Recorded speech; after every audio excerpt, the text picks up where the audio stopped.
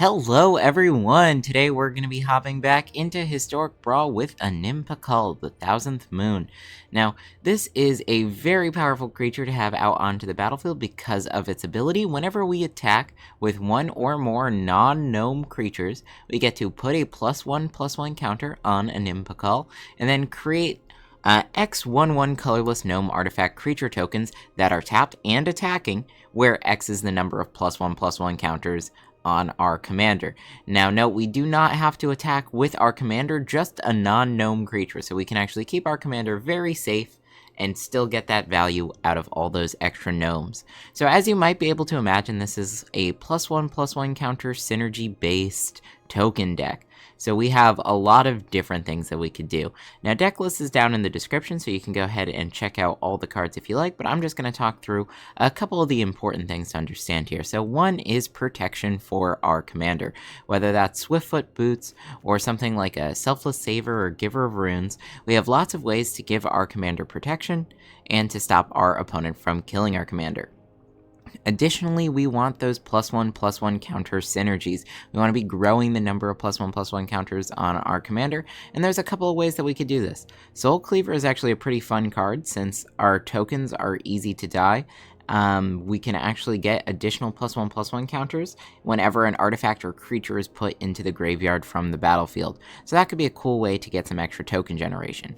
Additionally, the Ozolith helps make our commander command tax proof in a way where even though we might lose all the +1/+1 counters that we've grown onto our commander via a removal spell, we can put them back later. Again, we'll still have to pay the cost to get our commander back onto the battlefield, but we're saving those +1/+1 counters, so that's going to be really strong for us as well.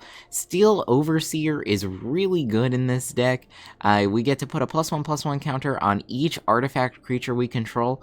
Notably, we can do this after our commander makes a bunch of tapped and attacking tokens, so that's essentially going to double the amount of power that we're swinging in at our opponent with. So Steel Overseer is definitely really strong. Doesn't strictly synergize with our commander in terms of giving those +1/+1 counters, but we actually don't really need that there. We also have Angel Fire Ignition. This card's really cool for us. We get to put two +1/+1 counters on our commander, give it Vigilance, Trample, Lifelink, Indestructible, and Haste. Again, those extra +1/+1 counters are going to convert into some more tokens. So again, we've got a lot of things that do cool stuff like that. Additionally, Roaming Throne is an auto-include here. It's going to double the amount of times we make those tokens. Twice as many tokens is going to be really strong. Thousand Moon Smithy is also pretty cool for us, since we're making a different kind of token here, which is a Gnome Soldier artifact creature token with power and toughness equal to the number of artifacts and or creatures you control. So that's going to be a pretty big token, especially given what our commander does. And then if we do flip the smithy into the barracks, whenever we cast artifact or creature spell using mana produced by it, we can create another one of those big tokens. So that's super cool as well. Now we have a couple of other things that go really well with the fact that we're creating tokens. We're using Mondrak to double tokens. We're using Osier Talk here to triple tokens. So lots of ways to get more and more tokens. We additionally have a lot of added value out of having a wide board with Virtue of Loyalty here. Here we can get a +1/+1 counter on each creature that we control during our end step and untap them all. Divine Visitation makes all of those 1/1 gnomes into 4/4 angels with flying and vigilance. And Cathar's Crusade, absolutely insane in this deck. Whenever a creature enters the battlefield under your control, put a +1/+1 counter on each creature you control. This is going to make our board huge and very quickly. Now, only other thing to talk about up at the top end, we do have Aurelia, the War Leader here, Flying Vigilance Haste, and when she attacks for the first time each turn, we get to untap all of our creatures and have an additional combat phase. So doubling down on the combat phase, doubling down tokens, doubling +1/+1 counters, we've got a lot of ways to get a lot of power swinging at our opponent over the course of a turn. Land base is fairly straightforward. We've just got a bunch of lands that'll tap for both of the colors we need. We do have Cavern of Souls to get around those pesky counter spells. Mutavault just so we can have another attacker and put some extra aggro on our opponent. But yeah, that's about it. If you guys have been enjoying my content, make sure you subscribe to the channel to stay up to date on my latest videos. And if you do enjoy this video, make sure you give it a like. Let's go ahead and see how this deck does. Alright, so starting hand, this doesn't look terrible. We're up against Basriquette, so we are going to be playing up against another token deck. We will have the 2 or more here. We won't be able to play Invasion turn 2 unless we skip the Ozolith on turn 1. That's not bad. I think we can keep this. This is going to be a little bit greedy. Okay, so we're going to play our tap land first so we can Invasion turn 2. I think that's going to be stronger than hoping to find a white land and playing out the Ozolith on turn 1, since we don't actually need the Ozolith to be there.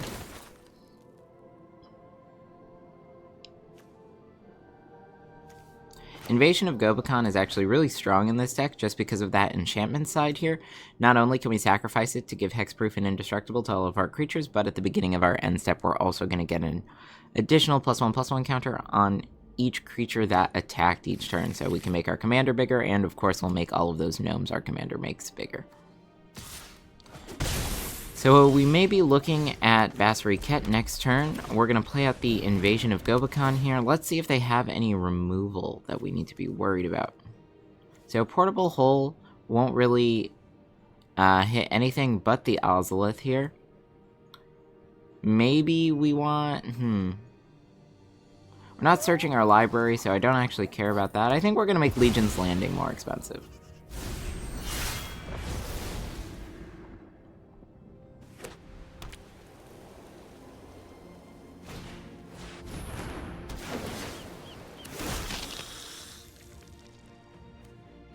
This is fine. They played out the Legion's Landing here. I think we're just going to play out our commander. Puts us in a pretty good spot. Next turn we can go maybe Robber of the Rich to get that attack trigger. We can use some removal with either the Cathar or the Apparition. We do have some options. We're also dissuading attackers for our opponent. Keep in mind that Gird for Battle is sorcery speed, so there can't be really a combat trick that they can use, unless it's one of these other 2 cards.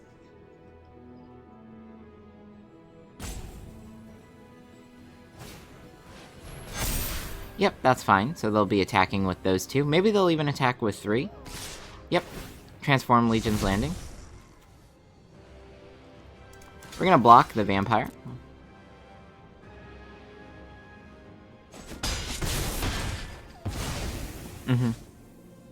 That's good.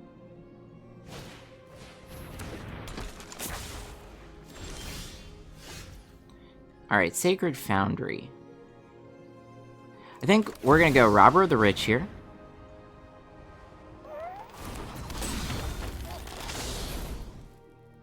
And we're gonna go Ozolith. Not gonna play a land yet. Move to combat.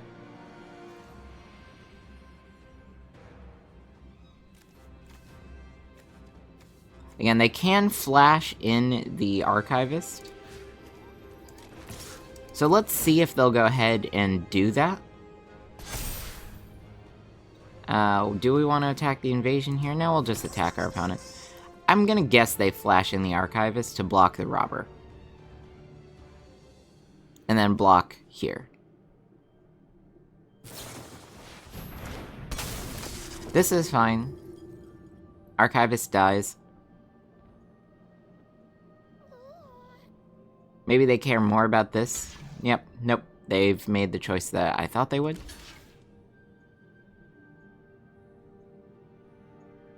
Now, the reason we didn't attack with our commander here is because they could make a case for double blocking and killing it, and I really don't want that to happen. Alright. Sacred Foundry, we'll have that enter tap, save ourselves just a little bit of life. Our commander's a much better blocker now. Portable Hole hitting Ozolith, I think, is a strong choice for our opponent. Yeah. So, Basriquette. We work together. We can achieve peace. We can get rid of him. with Skyclave Apparition. Oketra's love is your shield.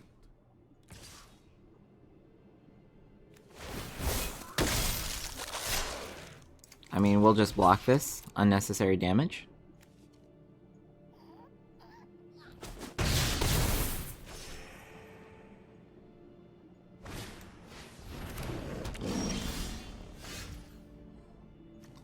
Alright, so what do we want to do here?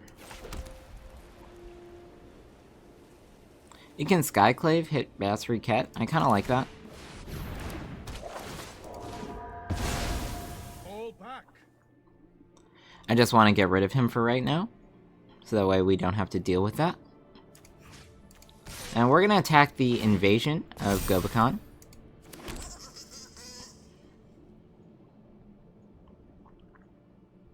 We'll see how they do blocks. Alright, only 1 damage 3, but that's alright. Next turn, Aurelia is an option for us. And I do really like that.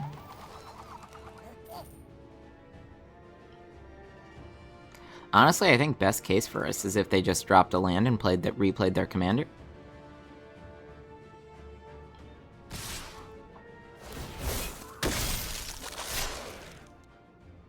Interesting. Alright, well, I'm just gonna block the soldier. Take 8 damage.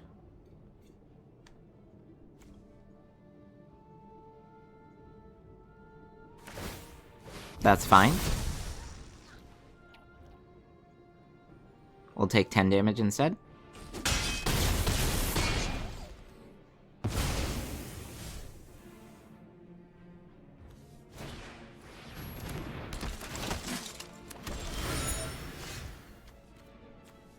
Alright, we'll play this out on white.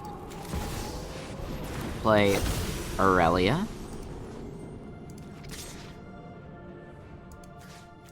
We'll flip the invasion.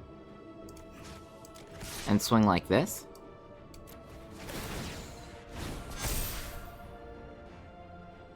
We're good there, so we'll attack everything at our opponent's face.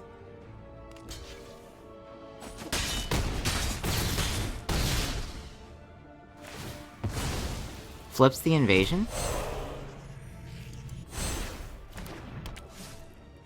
Now we've got our second combat. Let's see. We do need to have some more blockers, but I think this is fine.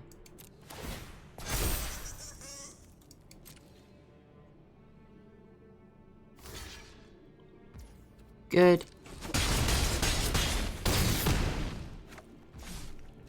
End the turn, get a bunch of +1/+1 counters. Everything's looking good to me. We've got blocks for their attack this turn.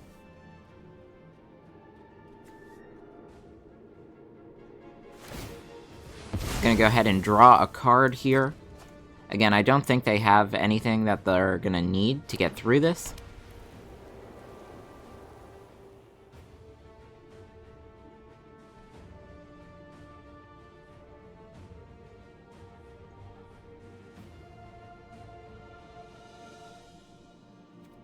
Maybe they did draw something good, but I would imagine they would have played it here.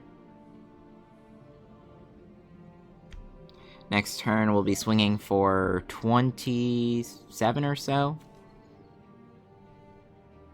Depending on how things go. We can use Brutal Cathar to disrupt blockers.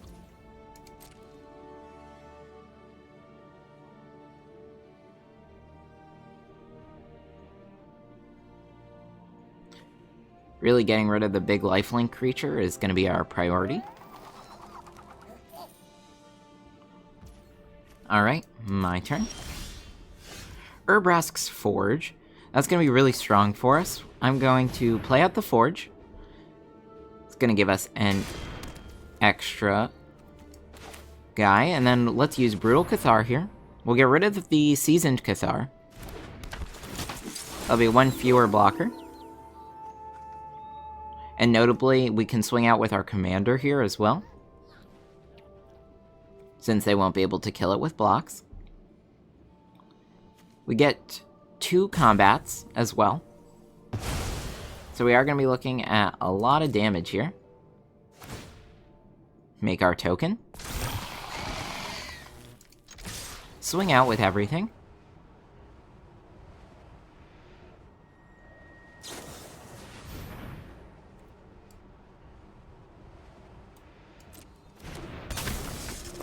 Interesting. So that's just a blocker. Because we'll still get our tokens.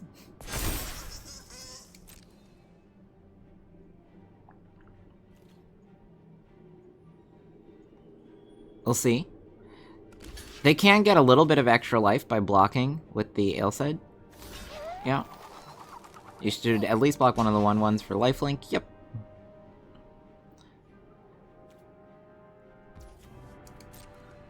But I'm not thinking that's going to be enough, since we'll get to swing out one more time this turn.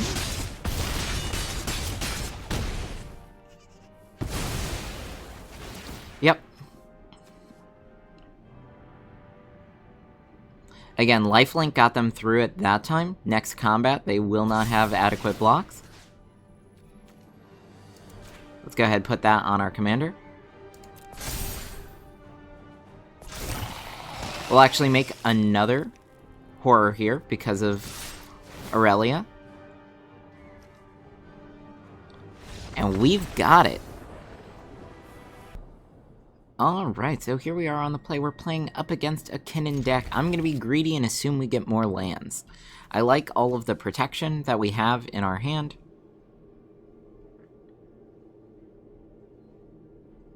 So I think that's going to be good.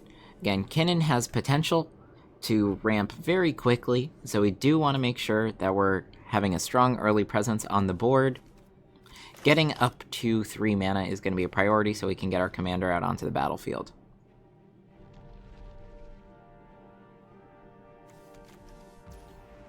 Alright, we're going to start with the Giver of Runes.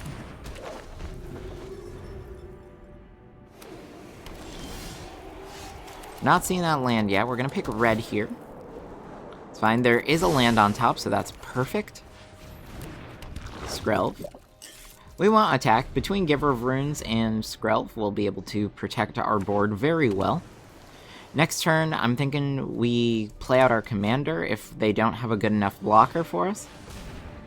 Yep, like that. This is fine. Canyon, commander.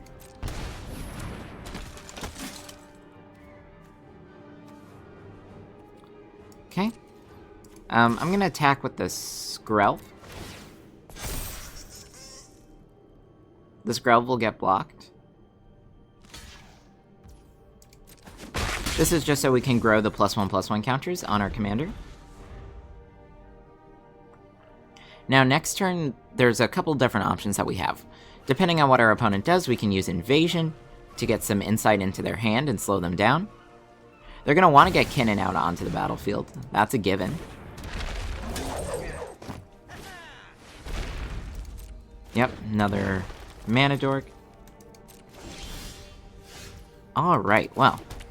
We're going to start with the Invasion of Gobekon here. Take a look at our opponent's hand. Oh, don't like that. Also don't like that. We're going to get rid of that first. We're going to play out Swiftfoot Boots. Move to combat, and I'm going to swing here like this. This is going to better incentivize blocks. Since if our opponent doesn't want us flipping the invasion, they are going to have to do some blocking here. Interesting. Alright, well. Let's go ahead, flip that. Now I feel a lot better about our board.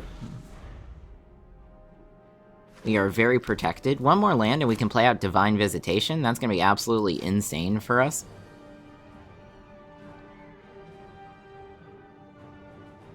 Again, we see our opponent's hand. We can deal with mass manipulation with protection via Skrelv and Giver of Runes. Or even just sacrificing Light Shield Array, depending on what's easiest for us.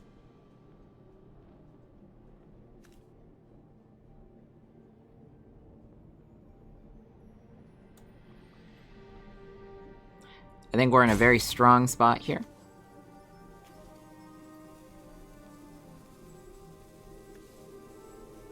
Honestly, it might be best just to wheel Kinnan here.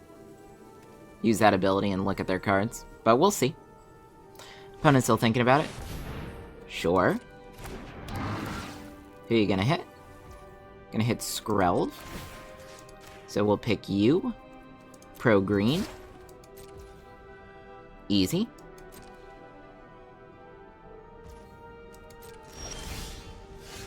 Alright, Steel Overseer. That's pretty good. So I think we're gonna play out our Steel Overseer here. Now we can use Giver of Runes for protection. I'm gonna go Haste on the Steel Overseer. And I'm going to go ahead, swing out with our Commander and these two, keeping Steel Overseer back, going into full control mode. Just in case. So our opponent chooses some blocks. Good.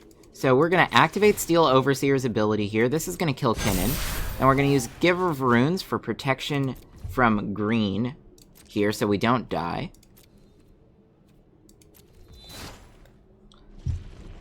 Opponent says good game.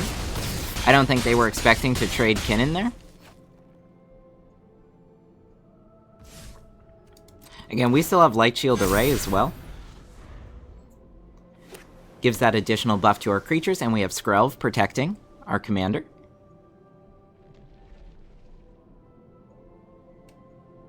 I mean, they could attack.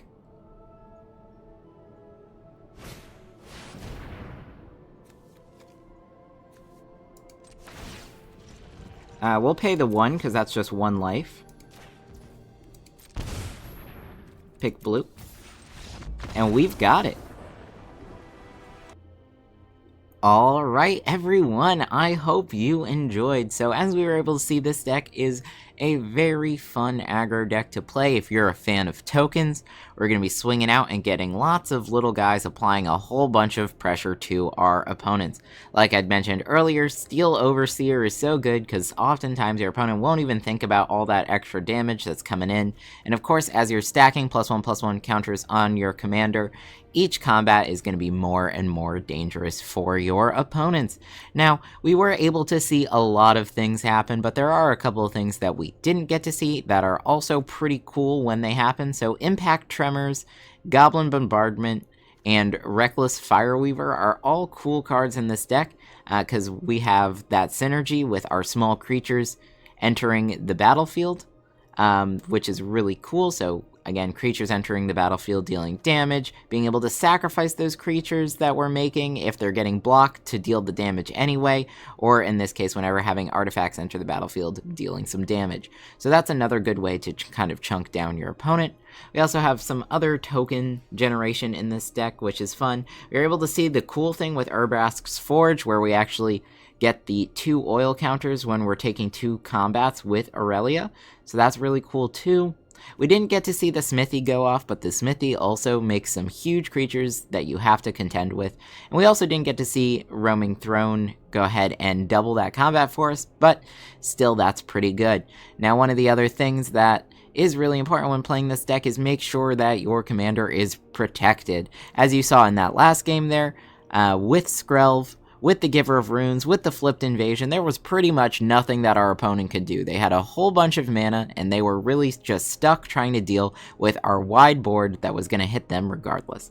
So that's my best advice for playing this deck. Definitely keep your commander safe, and play aggressively with your attackers, just making sure that you have some protection to avoid the most negative consequences.